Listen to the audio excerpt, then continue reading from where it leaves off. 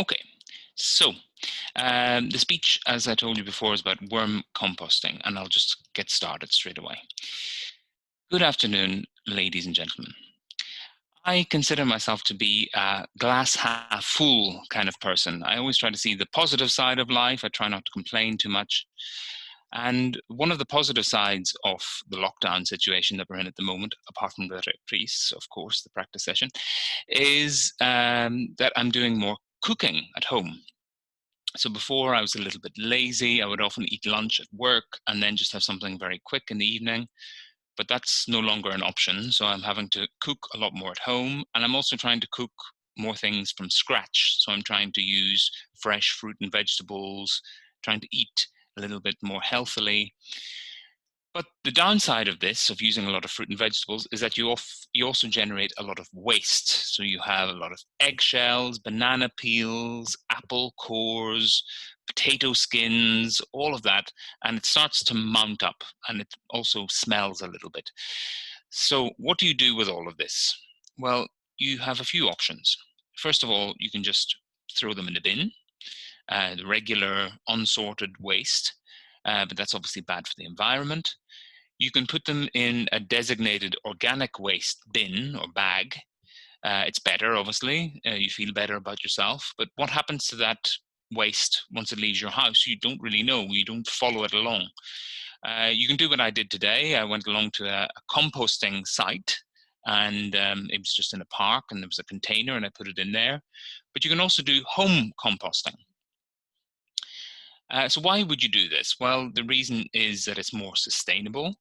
And by doing this, you use your waste to create high quality organic matter. So something that you can use to fertilize plants, for example. But to do composting, regular composting, you need a lot of space. You need outdoor space, a garden, for example, because the process takes up a lot of space and it can be quite smelly.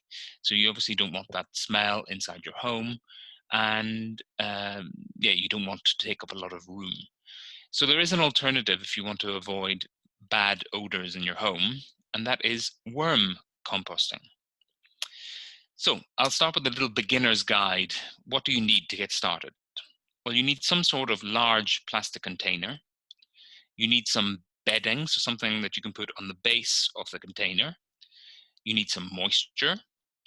You need worms, and you need some sort of organic matter, scraps from the kitchen, leftovers from the kitchen. So let me look at each of these in turn. So the plastic container. You can buy a purpose-built worm composter. They exist. You can buy them from a garden store, for example. Or you can just use a regular plastic storage box. That's fine. So like the type of thing that you would use to store old clothes, old books, and put in your garage or in your attic, that's fine. But if you want to go the level above, you might want to buy a purpose-built composter, which has different levels, and the worms move from one level to another depending on the state of decomposition. So that's the first step, buying some sort of container. The second step is that you need some sort of bedding. So you want something that will retain moisture and air for the worms, so something that the worms can live in. And there are a few options for this. You can use shredded newspaper, you can use leaves, you can use grass, you can use straw. So lots of different options here. And you need moisture. This bedding needs to be moist. It can't be dry. So you need to just make sure it's covered in water. You can just soak it for a while, for example. And you also want to make sure there's lots of air in this, because this is where the worms are going to live. Talking about the worms, you can't just use any type of worm. You need to use a specific type of worm. Some worm species are better suited to composting than others. So the red worm, also known as the red wriggler,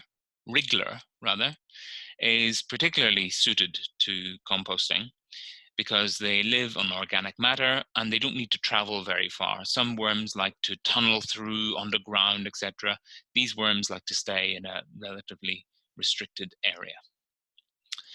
So now we've got our container, our bedding, and our worms. We just need our scraps from the kitchen, our leftovers. And there's really a yes list and a no list here. So the do's and don'ts. So the types of scraps that are suitable are any sort of vegetable scraps, for example, potato skins, any sort of skin from a carrot, from a courgette, anything like that. Breads and grains are also very good. Any leftover bread you have, for example, or pasta, etc. Fruit rinds and pedals, tea bags. So I'm a big tea drinker, so I throw out a lot of tea bags, and tea bags are great for worms. Coffee grounds and coffee filters, and crushed eggshells. These are all fantastic for worm composting. And then there are some no-nos, some things you absolutely shouldn't give them, and it's basically any sort of animal or dairy product. So no meat, no fish, no cheese, butter, any sort of oily food, or any kind of animal waste, so like your cat litter. In regular composting, you can put your cat litter in there, but not with worm composting. So when you've got all these elements in place, you leave your worm composting for about 12 to 16 weeks, and you will then be able to derive two products from the compost. You will have the compost itself, which is known as worm castings, so basically what's left there by the worms.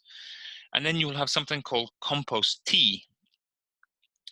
So the casting is excellent. It's an excellent type of fertilizer that you can use on all sorts of plants in your home or in your garden. It's very rich in potassium, nitrogen, and phosphorus. The liquid that's left over, the so-called compost tea, is not for human consumption. I said I was a big tea consumer, but not that type of tea. It's a liquid that's very rich in nutrients, and it's ideal for potted plants, so plants that you have at home. And some of the commercial composters, the purpose-built ones, have a separate area, a separate tier for the liquid, to collect all the liquid. But if you don't have one of these professional composters, you should put something underneath your container to be able to collect all the liquid at the end. Otherwise, you'll not just lose all this liquid, you'll also damage your floor. For example, if you leave it in the floor of your kitchen, it could cause quite a lot of damage. So just be wary of that. Now, I have to admit, I haven't started doing this yet. I have it in mind now. I've started composting.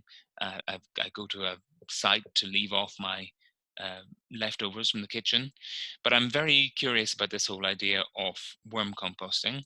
It's a very nice idea. It fits in well with the whole idea of the circular economy and recycling and waste production, reducing the amount of waste we produce. So I think it's a very nice idea, and I encourage you all to look into it. Thank you.